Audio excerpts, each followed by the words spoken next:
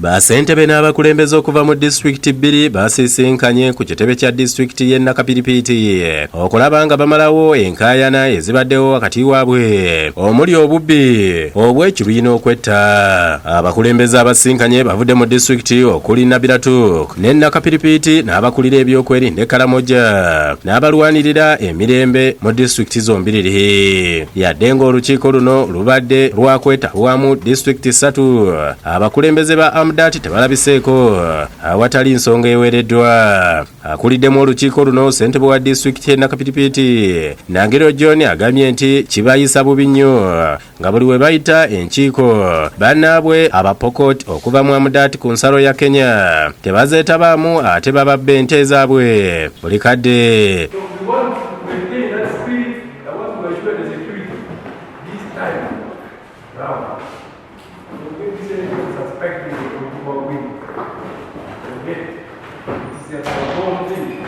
Asabye banne okukolera awamu mu kulwanyisa obubbi bw'ente kubanga kati ab'ebyokwerinda bakoze ogwabwe naye abakulembeze baganye okwogera n'abantu baabwe okukomya obubbi. Ssentebe wa disitulikiti ya Nabiratuk Lokoru Joseph agambye nti basisinkanye ng'abba abakulembeze okuva mu disitulikiti 3 okulaba nga basala amagezi okukomya okwebba.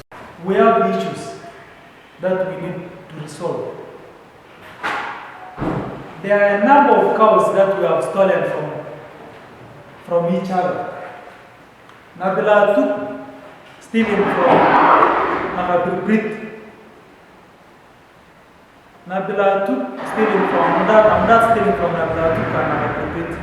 Agambye nti bo nga bassentebe ba disitulikiti zino bakkiriziganyizza okusalawo okubeera n'emirembe era baakuddayo batwalire abantu baabwe enjiri eno. Bassentebe ababaddewo bavumiridde ekya ssentebe wa disitulikiti y'e Amdati obutalabikako mu lukiiko luno kyokka nga be basinga okubatigomya mu bubbi bw'ente.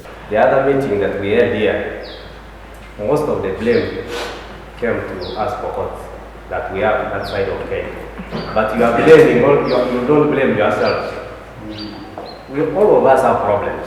Aduumira ekibinja kya UPDF e Karamoja Brigadier Joseph bali ku ddembe asiimye abakulembeze olw'okukkaanya bamalewo ebizibu ebibasoomooza. Avumiridde eky'abakulembeze okwebalama enkiiko nti kye kisinza okuviirako obuzibu n'obubbi okweyongera.